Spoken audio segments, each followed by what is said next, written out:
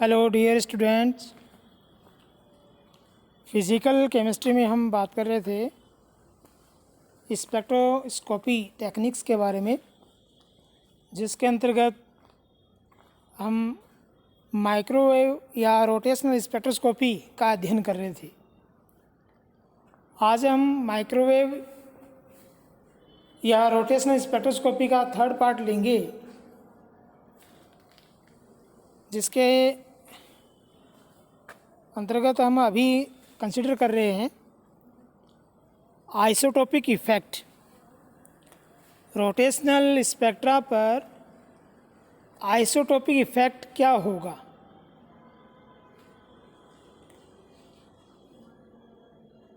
तो जब हम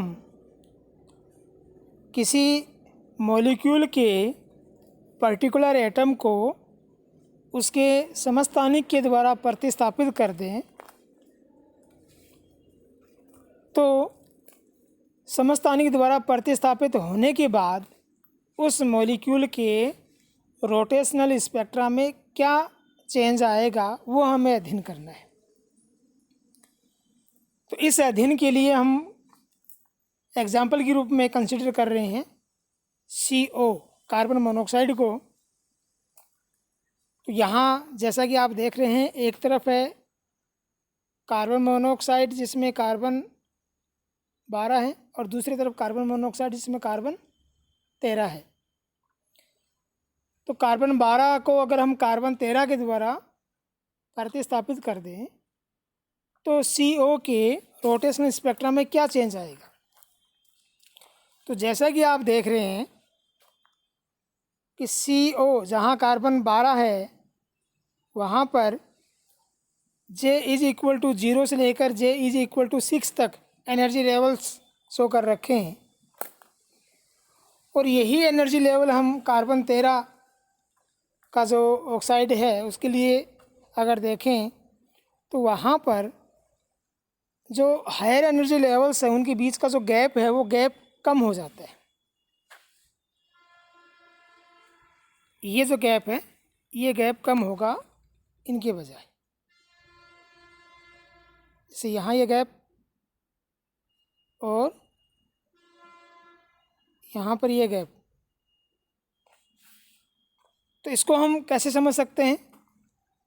ये जो गैप है वो गैप हम, या ये जो एनर्जी लेवल्स हैं उनको हम B के रूप में रिप्रेजेंट कर रहे हैं। हमें पता है कि B = होता है H/8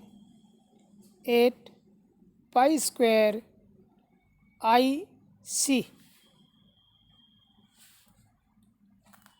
तो जब हम किसी परमाणु को उसके समस्थानिक के द्वारा प्रतिस्थापित कर देंगे, तो इस B में क्या चेंज आएगा। जब हम किसी परमाणु को उसके समस्थानिक के द्वारा प्रतिस्थापित करते हैं, तो हमें पता है कि समस्थानिक क्या होगा, कि जिसका एटॉमिक नंबर तो सेम हो, लेकिन जिनका मास वैल्यू अलग अलग हो, भिन्न भिन्न हो। तो M चेंज हो जाएगा। M वैल्यू चेंज होने की वजह से म्यू का वैल्यू चेंज होगा, और म्यू का वैल्यू जब चेंज हो जाएगा तो I का वैल्यू चेंज होगा। जैसे ही M का वैल्यू कार्बन 12 की बजाय कार्बन 13 हुआ, तो M का वैल्यू बढ़ गया, और M का वैल्यू बढ़ने से म्यू का वैल्यू क्या होगा। जैसे कि आपको पता है म्यू = होता है M1 M2 upon M1 + M2। तो जब M का वैल्यू चेंज होगा तो M का मान बढ़ेगा, तो म्यू का मान भी बढ़ेगा। और यदि म्यू का मान बढ़ गया तो I = μr², I का मान भी बढ़ेगा। और I का मान बढ़ गया तो I के मान के बढ़ने की वजह से B का मान कम हो जाएगा। तो अगर हमने किसी मॉलिक्यूल में किसी परमाणु को उसके बाहरी समस्थानिक के द्वारा प्रतिस्थापित कर दिया, तो उस मॉलिक्यूल के लिए आई का मान बढ़ जाएगा और आई का मान बढ़ने की वजह से बी का मान कम हो जाएगा। तो ये बी का वैल्यू कम होने की वजह से जो एनर्जी लेवल पहले यहाँ पर आ रहे थे उनका वैल्यू कुछ कम हो जाएगा। इस प्रकार से जो हायर एनर्जी लेवल्स हैं उनके बीच का जो गैप है वो गैप कम हो जाता है। तो ये गैप कम होने की वजह से जो ट्रांजिशन है जे लोअर एनर्जी लेवल से जे हायर एनर्जी लेवल में, वो ट्रांजिशन कम एनर्जी पर होने लग जाता है। इस प्रकार आइसोटोप का ये इफेक्ट रोटेशनल या माइक्रोवेव स्पेक्ट्रा में देखने को मिलता है।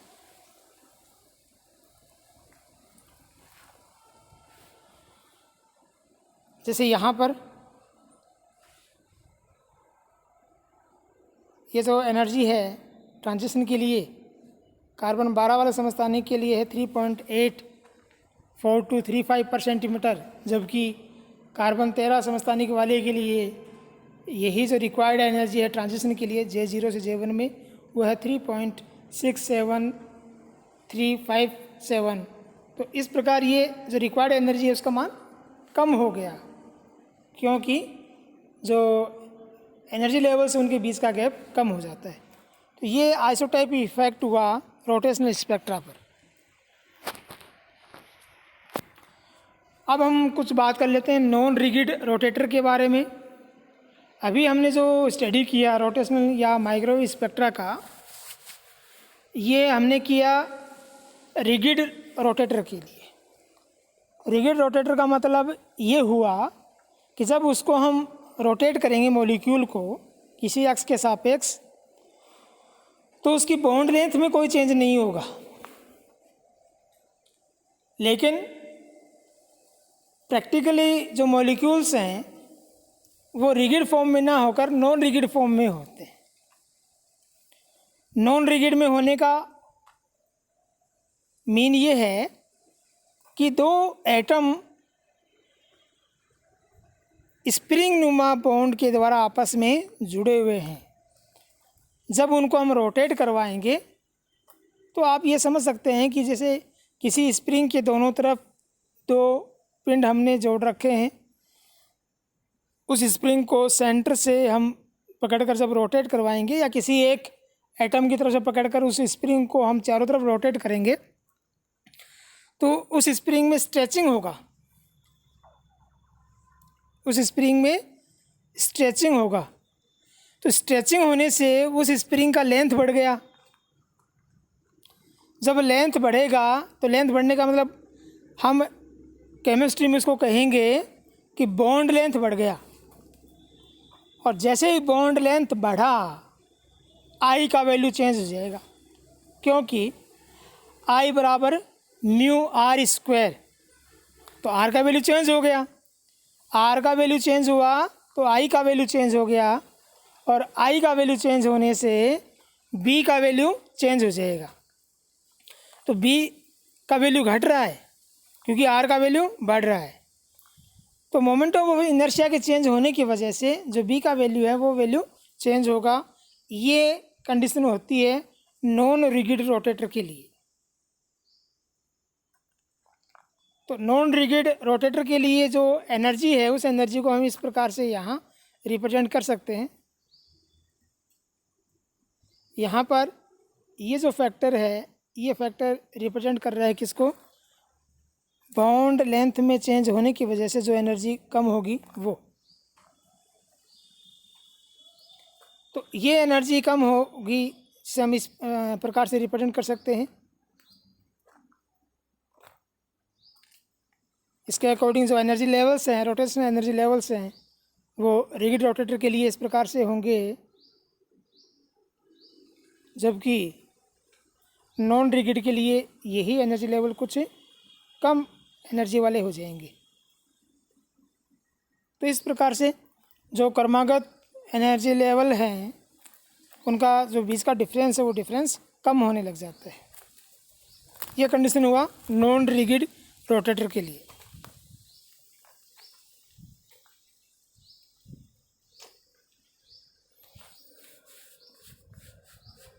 फिर हम बात करते हैं पॉलीएटॉमिक मॉलिक्यूल्स के लिए।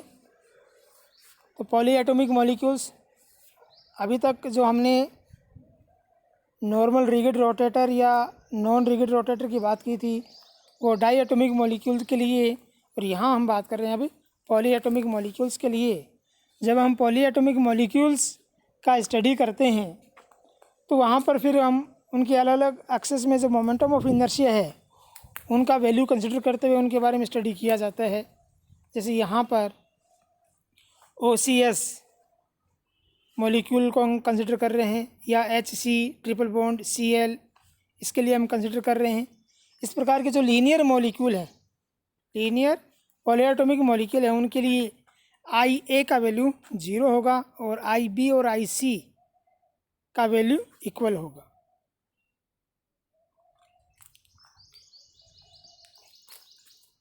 ये कुछ स्पेक्ट्रल वैल्यूज़ हैं J0 से J1 में या J1 से J2 में ट्रांजिशन के लिए इनका जो एनर्जी रिक्वायर्ड एनर्जी है उनका वैल्यू।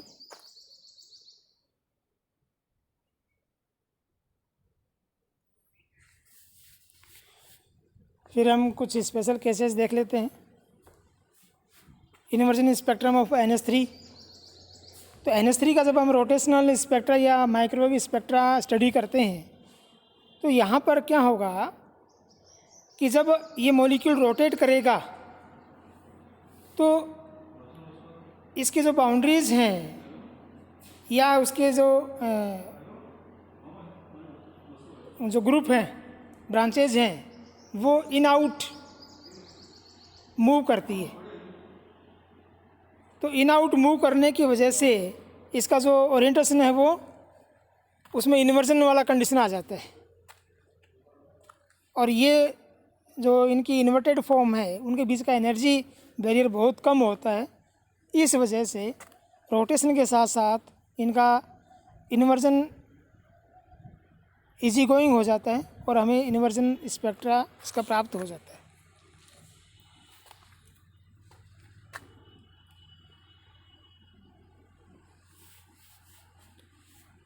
ऐसे ही माइक्रोवेव स्पेक्ट्रम ऑफ O2। तो O2 मॉलिक्यूल में कोई भी परमानेंट डाइपोल मोमेंट नहीं होता है, लेकिन इसके पास 2 अनपेड इलेक्ट्रॉन होते हैं। तो अनपेड इलेक्ट्रॉन होने की वजह से, जैसे आप लोगों ने पहले पढ़ा होगा कि जो अनपेड इलेक्ट्रॉन होते हैं वो उस मॉलिक्यूल से दूर की तरफ अपना डाइपोल मोमेंट शो करते हैं। तो उसके अकॉर्डिंग हम इसको मानते हैं कि ये एक्टिव फॉर्म में आ जाता है और उस कंडीशन में अपना रोटेशनल स्पेक्ट्रा शो करता है।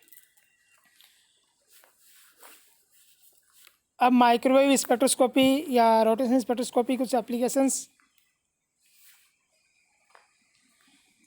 तो माइक्रोवेव स्पेक्ट्रा का अध्ययन करके हम मॉलिक्यूल्स का केमिकल एनालिसिस कर सकते हैं। वो केमिकल एनालिसिस क्या है कि मॉलिक्यूल के बारे में हम स्टडी कर सकते हैं, उसका जो बॉन्ड लेंथ है वो बॉन्ड लेंथ हम काउंट कर सकते हैं। सिंपल है कि जब हम रोटेशनल स्पेक्ट्रा में स्पेक्ट्रल लाइन का पोजीशन देखते हैं तो पोजीशन के अकॉर्डिंग हमें उसका बी वैल्यू प्राप्त होता है कि उसका पोजीशन कितने बी पर है। जब बी वैल्यू प्राप्त हो जाएगा तो बी का रिलेशन होता है आई से, तो उसके अकॉर्डिंग हम आई का वैल्यू निकाल लेते हैं, और आई इज इक्वल टू होता है म्यू आर स्क्वायर, जहाँ म्यू उस मॉलिक्यूल के जो एटम्स हैं उनके अकॉर्डिंग फिक्स रहता है। आर वैल्यू हम आसानी से इस स्पेक्ट्रा की सहायता से निकाल सकते हैं। इसी प्रकार जो स्पेस के अंदर मॉलिकुलर ओरिएंटेशन है उसको भी हम आइडेंटिफाई कर सकते हैं। तो एक एस्ट्रोनॉमिक जो स्टडी है वो हम रोटेशनल स्पेक्ट्रा या माइक्रोवेव स्पेक्ट्रा की सहायता से कर सकते हैं।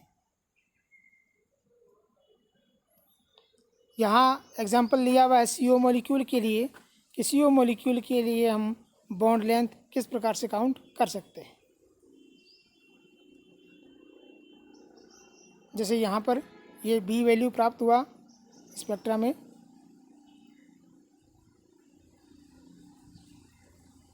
ये बी वैल्यू दिया हुआ है J0 से J1 में ट्रांजिशन के लिए। तो उसके अकॉर्डिंग ये कार्बन के लिए मास वैल्यू, ऑक्सीजन के लिए mass value, H Planck constant, C velocity of light, ये सब वैल्यू फिक्स है जिनका वैल्यू हमें ध्यान है। जब इन वैल्यूज़ को हम इस प्रकार से यहाँ इस फॉर्मूला के अंदर कंसिडर करेंगे, क्योंकि हमें ध्यान है कि b बराबर h/8π² IC, तो इसके अकॉर्डिंग हम I का वैल्यू निकाल लेते हैं और I का वैल्यू आने पर हम R जो बॉन्ड लेंथ है उसका वैल्यू निकाल सकते हैं। तो इस प्रकार CO में जो बॉन्ड लेंथ है उसका वैल्यू ये प्राप्त होता है। इस प्रकार से रोटेशनल या माइक्रोवेव स्पेक्ट्रा की सहायता से हम मॉलिक्यूल का बॉन्ड लेंथ कैलकुलेट कर सकते हैं। डेली लाइफ में हम आजकल यूज़ करने लगे हैं माइक्रोवेव ओवन का। तो माइक्रोवेव ओवन का जो प्रिंसिपल है वो भी माइक्रोवेव स्पेक्ट्रा या रोटेशनल स्पेक्ट्रा के ऊपर ही फोकस्ड है। जब हम माइक्रोवेव को ऑन करते हैं तो वहाँ पर जो मटेरियल, उस मटेरियल को जो भी हमने वहाँ गर्म करने के लिए रखा है उसको माइक्रोवेव रेडिएशंस मिलती है और उन माइक्रोवेव रेडिएशंस की वजह से जो मॉलिक्यूल हैं वो रोटेट होने लगते हैं और उस रोटेशन की वजह से ही वो हीट प्रोड्यूस करता है और उसका टेम्परेचर बढ़ जाता है, वो गर्म हो जाता है। तो ये प्रिंसिपल जो माइक्रोवेव ओवन है उसका जो प्रिंसिपल है वो इसी के ऊपर आधारित है। तो ये माइक्रोवेव स्पेक्ट्रोस्कोपी या रोटेशनल स्पेक्ट्रोस्कोपी, इसमें आप लोग प्रैक्टिस कर लेना, जो भी प्रॉब्लम हो वो पूछ लेना और जो कुछ असाइनमेंट्स है वो मैं आप लोगों को इसमें भेज दूँगा। ओके।